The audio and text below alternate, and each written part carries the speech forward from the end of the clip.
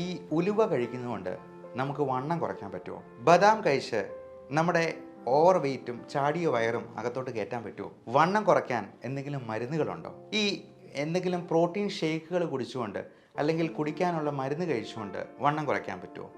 ഒരുപാട് ആൾക്കാർ ചോദിക്കുന്ന ഒരു സംശയമാണ്. നമസ്കാരം, ഞാൻ ഡോക്ടർ ബിപിൻ ജോസ്. വണ്ണം കുറയ്ക്കാൻ ഒരു പ്രത്യേക തരത്തിലുള്ള മരുന്ന് ഇന്ന് അവൈലബിൾ ആണ്. അത് ഫാറ്റ് ബേൺ ചെയ്യാനായിട്ട് നമ്മളെ സഹായിക്കുന്ന ആൽഫ സൈക്ലോഡെക്സ്ട്രിൻ എന്ന് പറയുന്ന ഒരു തരത്തിലുള്ള പ്രത്യേക മരുന്ന് നമ്മൾ ഭക്ഷണത്തിന് മുൻപ് ഓരോ ടാബ്ലറ്റ് രൂപത്തിൽ 3 നേരം കഴിച്ചെന്നാൽ ഈ പറഞ്ഞ വണ്ണം കുറയ്ക്കാനായിട്ട് സഹായിക്കുന്ന FDA അപ്രൂവ്ഡ് ആയിട്ടുള്ള ഒരു മരുന്ന് തന്നെയാണ്. ഫുഡ് ആൻഡ് ഡ്രഗ് അഡ്മിനിസ്ട്രേഷൻ എന്ന് പറയുന്ന ഔദ്യോഗിക സംഘടനയുടെ അംഗീകാരം ലഭിച്ചിട്ടുള്ള ഒരു മരുന്ന് തന്നെയാണ് ഈ ആൽഫ സൈക്ലോഡെക്സ്ട്രിൻ. അത് നമ്മൾ 3 നേരമാണ് കഴിക്കേണ്ടത്. സ്റ്റാർച്ച്, കാർബോഹൈഡ്രേറ്റ് കഴിക്കുന്നതിന് മുൻപ് ഇത് കഴിക്കണം. അതിൻ്റെ കൂടെ 2-3 ഗ്ലാസ് വെള്ളം കൂടെ കുടിക്കുക. കൂടാതെ ഈ മരുന്നുകൾക്ക് പ്രത്യേകമായിട്ടുള്ള ഗുണം വെച്ചാൽ അത് കാർഡിയോ വാസ്കുലർ ഹെൽത്ത് ബെനിഫിറ്റ്സ് ഉണ്ട്. കൊളസ്ട്രോൾ ലെവൽ കുറയ്ക്കാനായിട്ട് സഹായിക്കും. പ്ലേക്ക് ഫോർമേഷൻ കുറയ്ക്കാനായിട്ട് സഹായിക്കും. ഇതേ സാധനം തന്നെ നമുക്ക് നമ്മുടെ ഭക്ഷണത്തിൽ തന്നെ ഉൾപ്പെടുത്താൻ പറ്റും. നല്ല ഫൈബർ കണ്ടൻ്റുള്ള സാധനങ്ങൾ കൂടുതലായിട്ട് ഉൾപ്പെടുത്തി ഈ വണ്ണം ഉണ്ടാക്കുന്ന സാധനങ്ങൾ ആദ്യം ഒഴിവാക്കുകയാണ് വേണ്ടത്.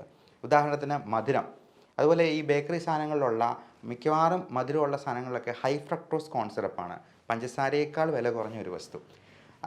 അങ്ങനെയുള്ള കാര്യങ്ങൾ ഒഴിവാക്കുക. മൈദ അടങ്ങിയിട്ടുള്ള പൊറോട്ട മാത്രമല്ല കേട്ടോ, ബണ്ണ്, ബ്രെഡ്, ബിസ്ക്കറ്റ് എല്ലാം മൈദയാണ്. അപ്പോൾ ഇതെല്ലാം ഒഴിവാക്കുക തന്നെ ചെയ്യണം.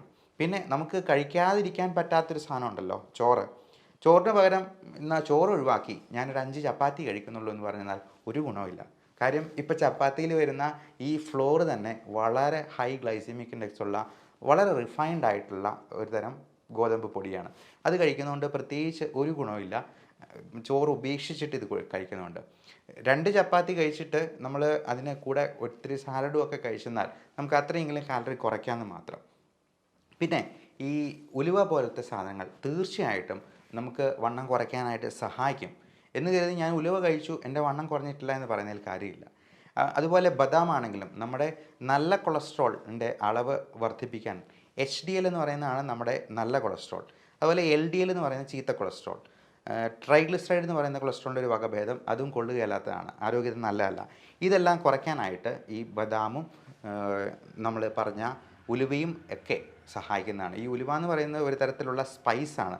നമുക്കറിയാം ഉലുവ നമ്മുടെ ആരോഗ്യത്തിന് വേണ്ടി ഉപയോഗിക്കുന്ന ഒരു സാധനമാണ്. നമ്മുടെ സ്പൈസസ് ആയിട്ട് നമുക്ക് കറികളിലൊക്കെ ചേർക്കാവുന്നതാണ്. ഉത്തമനായ ഉലുവ എന്നാണ് പറയുക.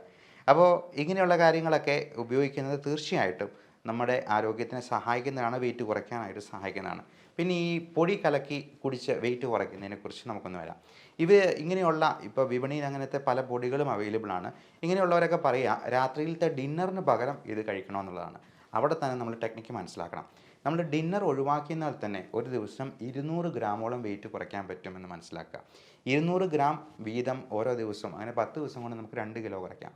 അപ്പോൾ നമ്മൾ ഈ പൊടി തന്നെ വാങ്ങിച്ച് വലിയ വിലയ്ക്ക് വാങ്ങിച്ച് കഴിക്കേണ്ട കാര്യമില്ല. ഡിന്നർ അങ്ങ് ഒഴിവാക്കുക. പകരം 0 കാലറി ആയിട്ടുള്ള എന്തെങ്കിലും സാലഡിലേക്കോ വളരെ മധുരം കുറഞ്ഞിട്ടുള്ള പഴങ്ങളിലേക്ക്, ഇപ്പോൾ നമ്മൾ പേരയ്ക്ക പോലത്തെ സാധനങ്ങൾ, നല്ല മധുരമുള്ള മാങ്ങാപ്പഴമൊക്കെ കഴിച്ചിട്ട് കിടന്നാൽ ചോറ് കഴിക്കുന്നതിനേക്കാൾ കൂടുതൽ കാലറി ഉള്ളിലോട്ട് ചെല്ലും. അതുകൊണ്ട് അങ്ങനെയുള്ളതൊന്നും അഭികാമ്യമല്ല. പകരം ഇത്തരത്തിലുള്ള കാര്യങ്ങൾ ചെയ്യാം. പിന്നെ നമ്മൾ സ്ലോ ആയിട്ടുള്ള എക്സസൈസുകൾ പരമാവധി ചെയ്യാനായിട്ട് നോക്കുക. അതോടൊപ്പം ഈ വെയിറ്റ് കുറയ്ക്കാനുള്ള ഏറ്റവും നല്ല മാർഗ്ഗമാണ് നമ്മൾ ഈ കാർബോഹൈഡ്രേറ്റ്സിനെ ഒഴിവാക്കി പകരം ഹൈ ഫൈബർ കണ്ടൻ്റുള്ള സാധനം. ഇപ്പോൾ കപ്പ, ചേന, ചേമ്പ്, മണ്ണിലടിയിൽ വളരുന്ന സാധനങ്ങളെല്ലാം നല്ല ഫുൾ സ്റ്റാർച്ചാണ്. അത് ഒരു സസ്യം അതിൻ്റെ ജീവിതകാലയളവ് മുഴുവൻ ഉപയോഗിക്കാനുള്ള ഊർജ്ജമാണ് സംഭരിച്ചു വെച്ചിരിക്കുന്നത്. എന്നാൽ ചക്ക എന്ന് പറയുന്നത് വളരെ നല്ല സാധനമാണ്. കാരണം അത് മരത്തിലുണ്ടാകുന്ന ഒരു ഫ്രൂട്ടാണ്, ഇഷ്ടം പോലെ ഫൈബർ കണ്ടൻ്റുള്ള ഒരു ഫ്രൂട്ട്. ഈ ചോറിന് പകരം നമുക്ക് ചക്ക കഴിച്ച് നോക്കിക്കേ. ചക്ക കഴിച്ചിട്ട് ഷുഗർ ഉള്ളവരാണെന്നുണ്ടെങ്കിൽ ചക്ക കഴിച്ചിട്ട് അതിന് ശേഷം 2 മണിക്കൂർ കഴിഞ്ഞിട്ടുള്ള ഷുഗറും പിറ്റേ ദിവസം രാവിലെയുള്ള ഷുഗറും ഒന്ന് ചെക്ക് ചെയ്ത് നോക്കണം. ഉറപ്പായിട്ടും നിങ്ങൾക്കൊരു 50 മില്ലിഗ്രാം എങ്കിലും ഷുഗറിൽ കുറവ് കാണിക്കുന്നതായിട്ട് കാണാം മറ്റ് ദിവസങ്ങളെ അപേക്ഷിച്ച്. ഇപ്പോൾ ചോറ് കഴിച്ചിട്ടും അല്ലെങ്കിൽ ചക്ക കഴിച്ചിട്ടുമുള്ളത് നോക്കുക. ഇങ്ങനെയുള്ള സാലഡ് കൂടുതലായിട്ട് കഴിക്കുന്നത് അതിനെ ദഹിപ്പിക്കാൻ നമ്മൾ കൂടുതലായിട്ട് ഊർജ്ജം ചിലവാക്കേണ്ടിയും വരും. അതുകൊണ്ട് അത് കഴിക്കുന്നത് നമുക്ക് കൂടുതലായിട്ട് ഈ ഊർജ്ജം ചിലവാക്കിപ്പിക്കാനും അങ്ങനെ വെയിറ്റ് കുറയ്ക്കാനായിട്ടും സഹായിക്കുന്നതാണ്. അപ്പം വെയിറ്റ് കുറയ്ക്കേണ്ടത് വളരെ അത്യാവശ്യമാണ്.